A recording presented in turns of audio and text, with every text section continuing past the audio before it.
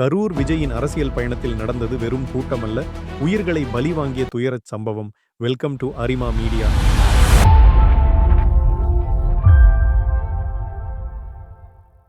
கரூர் விஜயின் அரசியல் கூட்டம் மகிழ்ச்சியோடு தொடங்கியது. ஆனா அந்த சில நிமிஷங்களுக்குள்ளேயே சோகமாக மாறிவிட்டது. 31 பேர் உயிர்கள் பலியானது. 58 பேர் மருத்துவமனையில் போராடுறாங்க. கேள்வி: இந்த விபத்துக்கு யார் பொறுப்பு?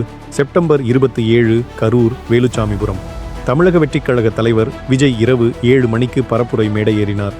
ஆயிரக்கணக்கான மக்கள் கூடினர். ஆனால் உரை நடந்து கொண்டிருந்த போதே மக்கள் கூட்டத்தில் தள்ளுமுள்ளு, சலசலப்பு ஆரம்பமானது. மின் துண்டிப்பு காரணமா?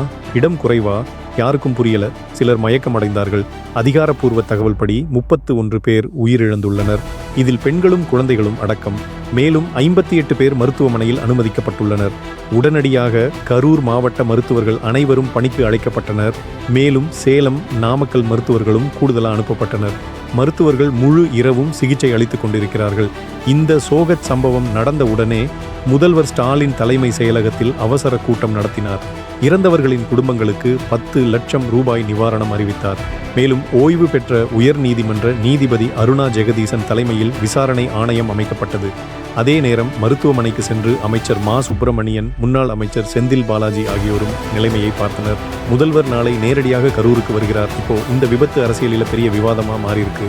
முதல் குற்றச்சாட்டு இட ஒதுக்கீடு. விஜய் கேட்ட பெரிய இடம் தரல, சின்ன இடத்துல மக்கள் அதிகம் குவிந்ததால் விபத்து நடந்தது. இரண்டாவது குற்றச்சாட்டு மின் துண்டிப்பு. விஜய் பேசும்போது மின் விநியோகம் துண்டிக்கப்பட்டது. அதனால மக்கள் அருகே வந்து உரை கேட்க முயற்சித்தனர். இதுவே நெரிசைக்கு காரணம்னு சிலர் சொல்றாங்க. மூன்றாவது குற்றச்சாட்டு தாமதம் அண்ட் கிரவுட் கண்ட்ரோல். விஜய் தாமதமாக வந்தார். அந்த நேரத்தில் மக்கள் பசி, தாகம், இதுவே குழப்பத்துக்கு வழிவகுத்தது. மேலும் காவல்துறை கிரவுட் மேனேஜ்மெண்ட் சரியில்லை. அதனால தான் இந்த விபத்து நடந்தது. இந்த 3 கோணமும் இப்போ அரசியல் விவாதமா மாறியிருக்கு. இந்த சோகச் சம்பவத்துக்கு குடியரசுத் தலைவர் திரௌபதி முர்மு பிரதமர், நரேந்திர மோடி, மத்திய உள்துறை அமைச்சர் அமித்ஷா அனைவரும் இரங்கல் தெரிவித்துள்ளனர். குடும்பங்களுக்கு ஆறுதல் சொல்லி காயமடைந்தவர்கள் விரைவில் குணமடைய பிரார்த்தனை செய்துள்ளனர். சமூக ஊடகங்களில் கேள்விகள் எழுந்து கொண்டிருக்கின்றன. இந்த உயிர்களை யார் திருப்பிக் கொடுப்பது? அரசியல் கூட்டம் நடத்தினால் மக்கள் பாதுகாப்பா?